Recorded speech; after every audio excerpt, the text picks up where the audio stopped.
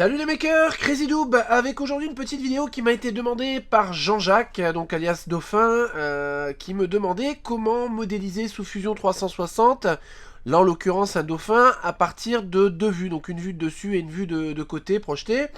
Donc à savoir que jusque là il fabriquait ce dauphin un peu géométrique à la CH en tournée, donc il m'a envoyé une petite vidéo pour m'expliquer comment, enfin surtout de quoi il s'agissait. Donc j'ai commencé par séparer les deux vues en deux images distinctes, hein, tout simplement, et on va pouvoir passer sous Fusion. Donc pour cela, on va utiliser la fonction Attach Canvas, donc dans Insert Attach Canvas, on va choisir une face, sélectionner une image, donc là on voit bien qu'on est sur la vue de côté, donc on va utiliser vue de côté. Ok, on viendra faire la mise au format après. On va faire ensuite Attach Insert Attach Canvas. Je bafouille un petit peu, je rentre du travail, je suis fatigué. On va choisir le plan de vue de dessus. On va choisir l'image également dessus. Donc là, je ne l'ai pas fait pour la première, mais on va le faire sur celle-ci. On va venir la basculer correctement. Hop, donc là, on va venir... Hop, Z d'angle. Donc on va peut-être pas être sur le bon angle. Est-ce qu'on va pouvoir le tourner justement dans cet angle-là? Je ne suis pas sûr. Scale...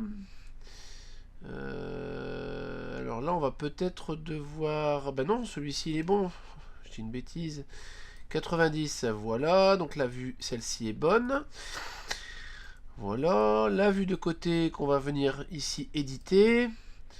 Et on va pouvoir la basculer de 90 degrés. Voilà, on a 90. Voilà, donc on se retrouve bien. Donc avec des vues à plat, bien sûr. Hein, mais nos profils qui sont mis en place sous Fusion. Donc on va commencer par la vue de côté, donc qui sera un petit peu plus cossu.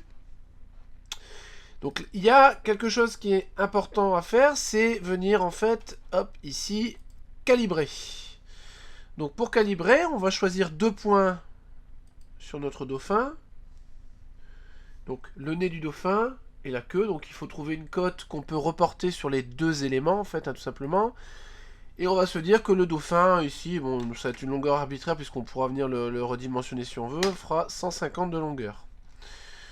Alors, à savoir que je vais le refaire une seconde fois parce que j'étais pas tout à fait droit. C'est important d'avoir une cote qui est placée bien droite, ou en tout cas le plus droit possible, je vais dire.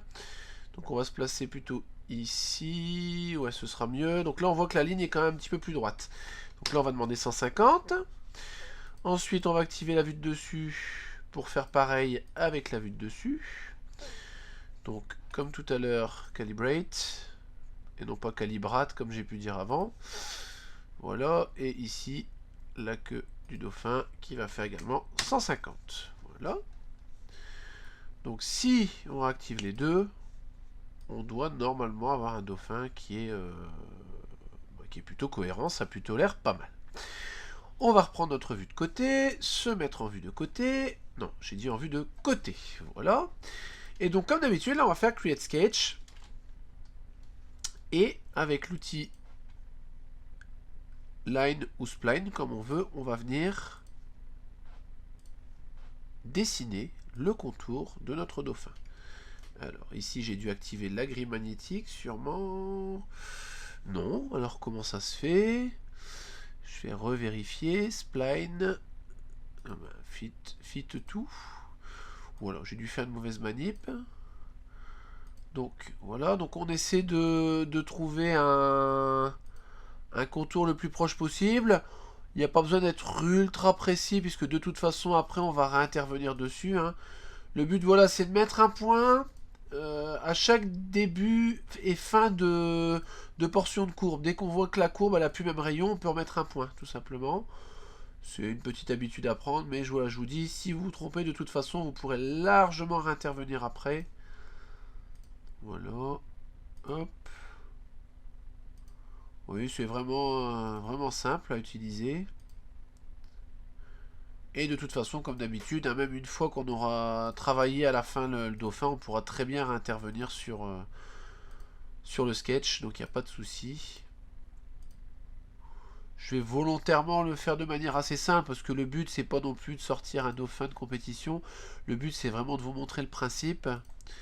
et de faire ça dans une vidéo qui dure pas non plus 40 minutes. Voilà. Hop.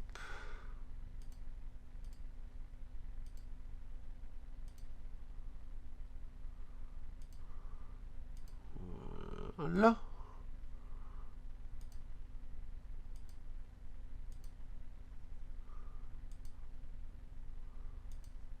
Donc pour le coup, je suis un peu plus taiseux que d'habitude. J'essaie de me concentrer sur le, sur le dessin. Voilà. Et voilà. Donc on voit qu'on a des petits... Hop, donc je vais sortir de la spline. Donc on voit qu'on a des petits leviers, hein, comme sur tout logiciel graphique. Donc on tape sur le centre. Puis après on peut venir tirer nos petites poignées pour ajuster un peu l'angle, etc. Donc après, vous voyez, on peut venir ressaisir des petits éléments, les glisser, etc. Là, je vais me contenter de ce que j'ai fait plus ou moins. Je vais juste corriger les 1 ou 2 petits défauts que je peux avoir. Voilà. J'ai mon PC qui rame affreusement, mais c'est pas très grave. Voilà, donc une fois que ça c'est fait, je fais stop. Ce que je peux faire, c'est réactiver mon canvas du dessus. Voilà, vous allez vite comprendre pourquoi. Je vais faire comme d'habitude un Q pour press pull. Je vais faire un two sides. Me mettre du dessus. Et puis venir étirer ma matière en dehors de mon second dessin. Ok. Voilà, donc j'ai déjà un petit profil de dauphin qui est plutôt rigolo. Ce que je vais faire maintenant, c'est cacher le bodies et la vue de côté. On va mettre en vue de top. Vue de top, c'est une mauvaise vue d'ailleurs. On va créer un sketch vue de dessus. Donc, cette fois-ci, on va pouvoir n'en faire que la moitié, puisqu'on va avoir à la fin un miroir. Donc, je vais utiliser ligne de construction. Line. Voilà.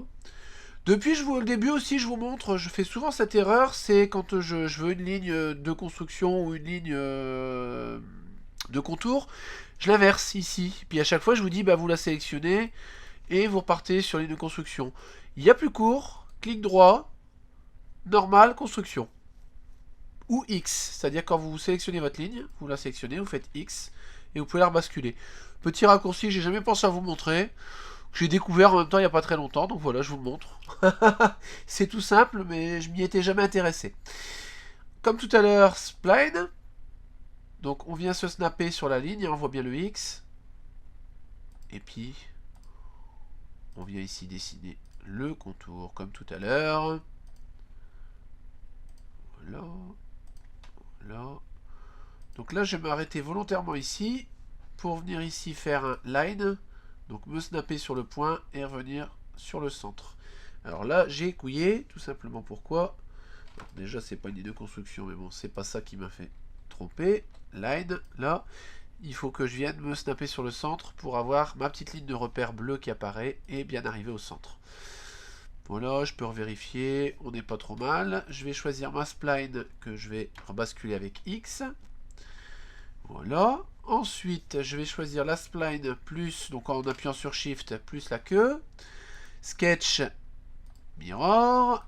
Mirror line, ma ligne de construction du début. Ok. Et j'ai un profil exploitable. Donc je pourrais me contenter de ça. Sauf que, bah en fait, non. Puisque on va bien comprendre que de mon bodies, enfin du corps que j'ai créé tout à l'heure, ce que je veux, c'est venir retirer de la matière. D'accord? Donc il va me falloir un contour extérieur. Je m'aperçois également ici que j'ai un petit bug. Donc ce que je peux faire, c'est venir voilà, me ramener un peu dans la matière. Hein, on est parti d'une image qu'on a redimensionnée. Donc voilà, il est important de venir ajuster pour s'assurer que tous les points sont bien dans la matière. Donc là, il n'y aura pas de souci. Donc je vais retourner dans mon sketch. Donc je peux aller ici en bas, clic droit, Edit Sketch. Et donc, sans rien modifier, je vais juste faire L pour line. Partir ici. Et puis venir... Alors, pas forcément me snapper non plus sur le body que j'ai créé, d'ailleurs que je vais enlever pour pas me fausser. Je vais le faire partir volontairement un peu plus loin. Voilà. Venir prendre le petit point ici pour avoir ma ligne guide. Alors, hop, voilà. Et venir fermer comme ça. Alors, j'ai pas cliqué au bon endroit. Voilà. Donc là, j'ai fermé. Comme tout à l'heure, je vais reprendre... Ce que je vais faire encore mieux. Je vais supprimer ça. Puis je vais reprendre carrément toute ma pièce, cette fois-ci avec... Ah, par contre, la queue, ça va être obligatoire. Ce que je vais peut-être faire ici, par contre, c'est ça. Je vais allonger un petit peu. Alors, vous voyez, c'est comme d'habitude, je me trompe un peu, mais c'est pas très grave. Je vais venir faire ça, puisque le but, c'est d'enlever aussi derrière la queue si jamais j'ai mes trous de matière. Donc, une fois que ça c'est fait, je peux même enlever la petite ligne qui est là au centre. Je vais faire ça, comme ça, je sélectionne l'ensemble. Sketch, mirror.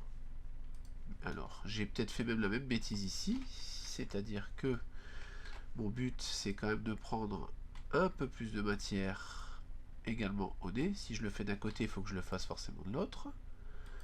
Voilà. Donc, je vais reprendre mes deux lignes. Sketch, mirror. Voilà, hop. Du coup, je me retrouve avec bien deux gabarits et surtout mon gabarit extérieur. Stop sketch. Je réactive mon bodies. Je vais venir prendre la partie extérieure uniquement. Q pour press pull toujours. Et là, je vais faire toujours un two sides. Je vais faire un cut. Et venir étirer mon opération des deux côtés. Voilà. Désactiver le canvas. Et du coup, je me retrouve avec un dauphin modélisé en 3D. Simpliste, géométrique, mais basé sur notre gabarit. Le petit plus par rapport à la sciage en tournée, et je pense que Jean-Jacques sera très content de ce fait, c'est que du coup on a nos petites fonctions habituelles qu'on va tester. Je vais les découvrir en direct. C'est-à-dire qu'on va pouvoir faire des petits filets. C'est-à-dire pour affiner un petit peu le dessin. Donc on va tester ce que ça peut donner. J'en sais rien du tout. Alors, donc a priori ça s'annonce plutôt mal. Allez, à du direct, je peux dire. Alors, on va voir si on peut faire un petit peu ou pas du tout.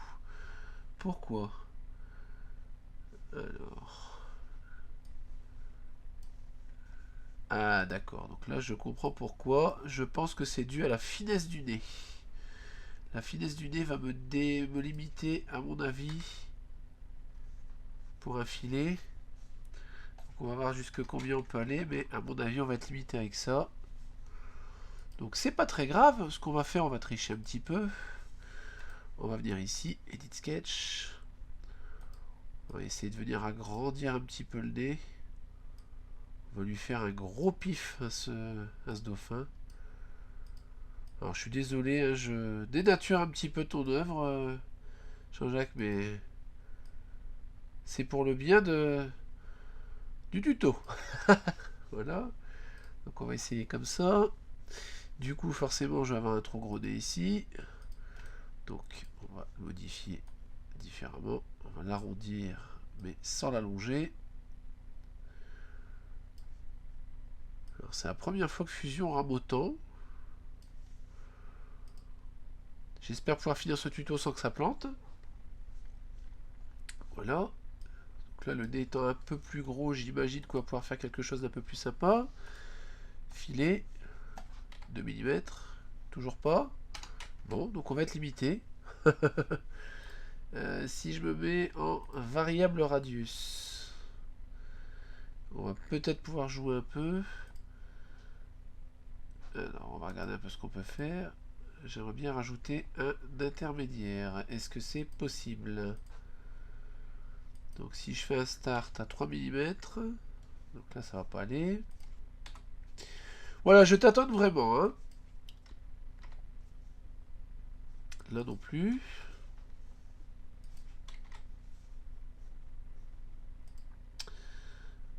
Ah, je suis un petit peu déçu, je vous cache pas.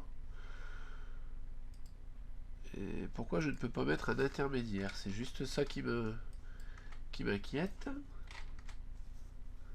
Parce que logiquement, je dois pouvoir foutre un intermédiaire entre deux. Non, bon. En fonction du corde. Non, bon ben. Du coup, on va être un petit peu plus limité que ce que je pensais. Donc il faudra se contenter sur ce modèle-là. En tout cas, ce sera valable sur ce modèle-là parce que c'est un peu particulier. Ouais, c'est un petit peu particulier, c'est au vu de la forme du dauphin, mais voilà, après sur d'autres formes, etc., forcément on pourra faire un petit peu plus cossu. C'est un peu dommage, c'est quand même un petit peu dommage. Non, on va vraiment devoir se contenter de ça, vraiment à cause de la finesse du nez, tout simplement.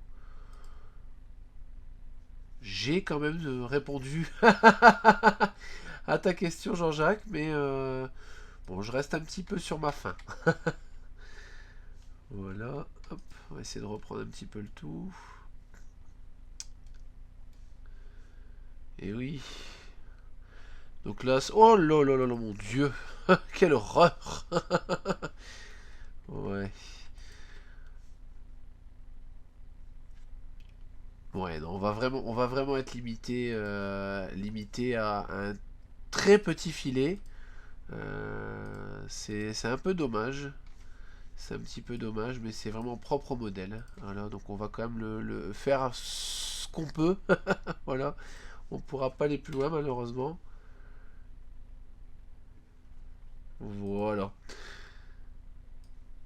Voilà, en tout cas, j'espère avoir répondu à ta question, Jean-Jacques. Je pense aussi avoir soulevé une petite fonction assez sympa pour ceux qui veulent créer des formes un petit peu simples, un peu sympas.